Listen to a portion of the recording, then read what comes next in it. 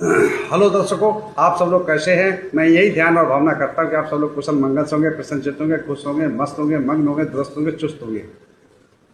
जैसा कि मैं हर रोज कहता हूं, फॉलो सब्सक्राइब करो न करो ये तो आपकी मर्जी है, पर ध्यान लगाकर, चित्त लगाकर, मन लगाकर, दिमाग लगाकर, माइंड लगाकर सुनते रहो। बस यही हमारी अर्जी है, बस यही हमारी अर्जी है, बस यही हमारी अर्जी है। तो मित्रों, जैसा कि हम लोगों की दंपति की गाथाओं का पाठ चल रहा है, तो आज की दंपति की गाथाएं हैं 349 और 350 और तन्ना वर्ग की है 16 और 17। दंपति गाथाएं हैं 349, 350 और तन्ना वर्ग की है 16 और 17। तो इन गाथाओं को तथागत सम्यक संबुद्ध ने किस उद्देश्य पर, किस कारण, किस जगह पर, किस स्थान पर उपदेशित किया, चलते हैं उस जगह पर, उस स्थान पर, उस कारण की तरफ।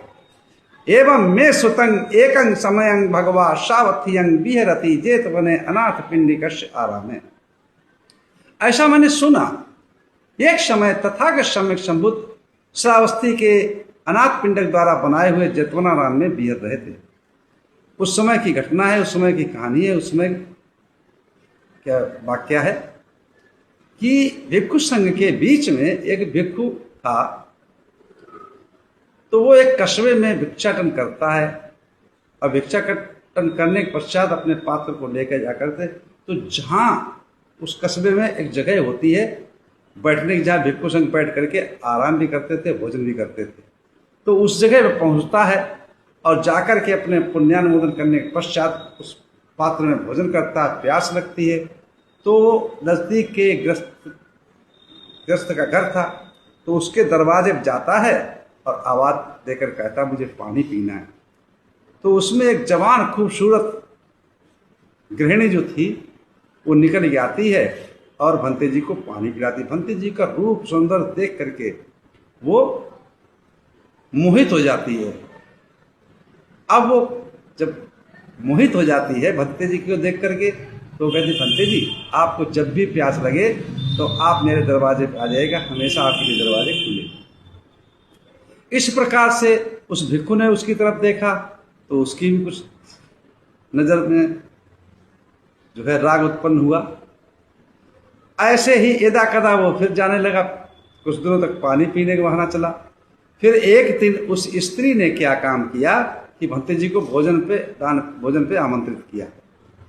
तो भोजन पे गए, भोजन कराया। भोजन करने के पश्चात अब उसने जो है धर्म देशना नहीं सुनी, अपनी व्यथा सुनाने लगी कि देखो हमारे पास किसी चीज़ की कमी नहीं है, धन की भी कमी नहीं है, पैसे की कमी नहीं है और घर की भी कमी नहीं, कोई व्यवस्था में कमी नहीं है, लेकिन हमारी इस व्यवस्था को देखने भालने वाला, यूज करने वाला कोई व्यक्ति नहीं है।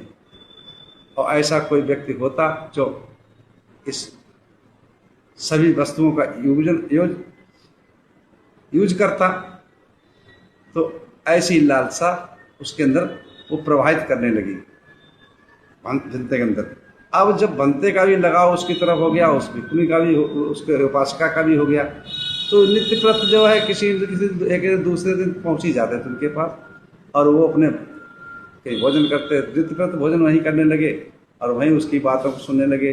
तो उस भिक्षु के अंदर ये राग उत्पन्न हो गया, क्या कि मैं ऐसा करता हूँ कि इसकी जो व्यवस्था है वो भी हल हो जाएगी और मैं ये चाहती भी है और मैं चीवर छोड़ के ग्रस्त हो जाता हूँ। तो इस उहा पूह में वो फंसा था। ऐसी बातें उसने कुछ अपने सहपाठी भिक्षुगण थे तो उनके अंदर भी पहुँची हैं। जब पहुँचती है तो वो भिक्षु जो है एक दूसरे कहते कहते भिक्षु संघ में पहुँचते। भिक्षु संघ क्या काम करता, उसको पकड़ के उसको ले जा करके और उसके जो उपाध्याय थे उनके पास ले जाते हैं और उनसे जब कहते तो वो उपाध्याय जो थे उसको लेके चलते, चल भाई भगवान बुद्ध के पास जेतवनाराम में पहुँचते हैं। और जिस समय भगवान बुद्ध के समक्ष ये बात को रखते हैं तो तथागत सम्यक संबुद्ध उसी समय पर इन गाथाओं का उपदेश करते हैं। तो आइए इन गाथाओं की तरफ, इनका मतलब क्या है वो बाद में मैं समझाऊंगा। पहले गाथाएं सुनते हैं वितक्का वितक्का पमाथिथस्स जन्तुनो तिब्बराग सशुभानुपस्सिनो भियो तन्नापवाड्डति एषो को दलहं करोति बंधनं। जो प्राणी संदेह से मथित तीव्र राग से युक्त शुभ ही शुभ सौंदर्य ही सौंदर्य देखने वाला है, उसकी तृष्णा और भी अधिक बढ़ती है। वह अपने लिए और भी दृढ़ बंधन बनाता है, दुख का दृढ़ बंधन बनाता है। दूसरी गाथा हम कहते हैं, वितक्कोपशमे च यो रतो अशुभं भावयति सदा सतो एष को बेयन्ति काहिति एष क्षेच्छति मार बंधनं। संदेह को शांत करने मिटाने में जो रत है, जो लगा हुआ है, सदा सचेत रहता है, जो अशुभ को कुरूपता की भावना रखता है कि संसार में सब कुरूप है, ये सौंदर्य भी कुरूप है, ये भी बिगड़ जाएगा, तो ऐसी अशुभ भावना रख करता है, वह मार के बंधन को छिन्न भिन्न करेगा और तृष्णा को विनाश करके मुक्ति को पा सकता है, सुख को पा सकता है। अब संक्षेप रूप में मैं समझाऊं आप लोगों को अपने हिसाब से, दृष्टांत से, कि रूप, शब्द, रूप, रस, गंध, स्पर्श, ये 5 चीजें हैं। शब्द मधुर होता है। शब्द कैसा मधुर होता है? इसमें कैसे मनुष्य फंस जाता है? उसने मुझे बहुत अच्छा बोला, कोई स्त्री ने बहुत अच्छा प्रिय बोला, उसके लगाव में, उसके चकाव में फंस जाता है इंसान।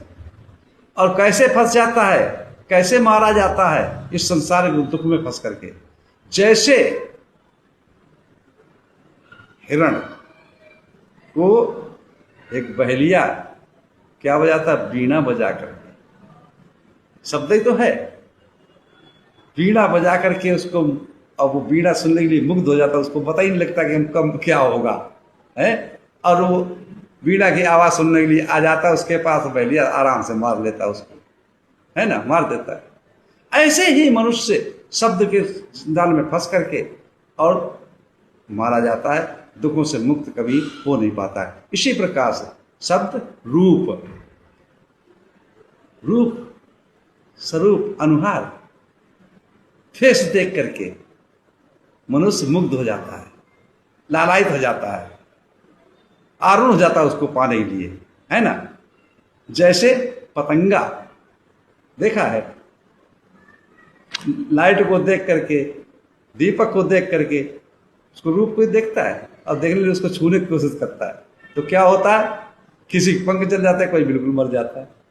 इसी प्रकार से मनुष्य उस रूप को देख करके कि बहुत सुंदर युवती है, बहुत सुंदर लड़की है, बहुत सुंदर मेरी स्त्री है, बहुत सुंदर मेरी बहन है, बहुत सुंदर मेरी भांजी है, ऐसे स्वरूप में, ऐसे जाल में फंस करके, स्त्री के जाल में फंस करके, और वो उसकी गति कैसी होती? दुख से छूट नहीं पाता। जैसे पतंगा मर गया तो दुख में मरे, और अगर पंख जल गए और तड़पता रहा तब दुख में मर होगा।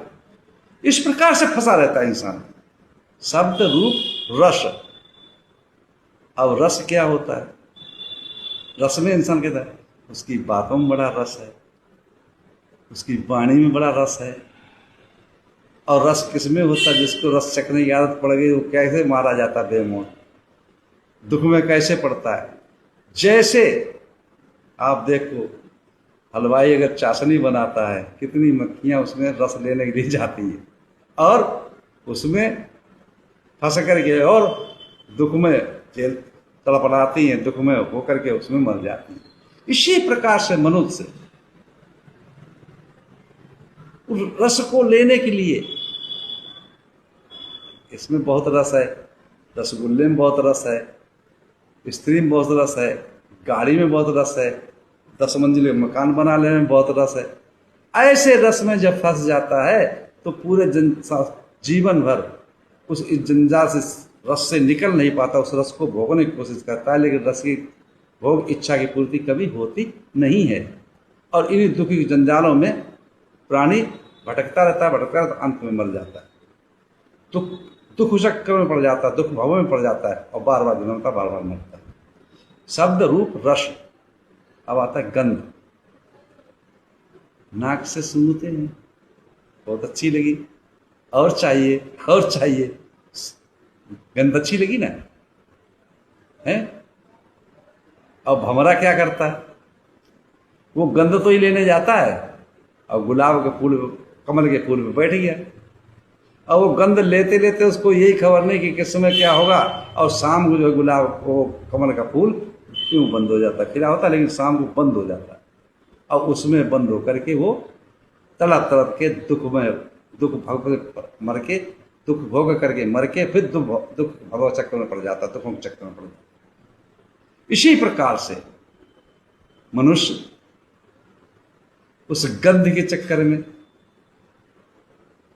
है ना, सुगंध के चक्कर में कैसे मनुष्य फंस जाता है और आजीवन तक इसी भ्रमित रहते करके और अंत में दुखित होकर मरता है, फिर दुख चक्र में पड़ जाता है।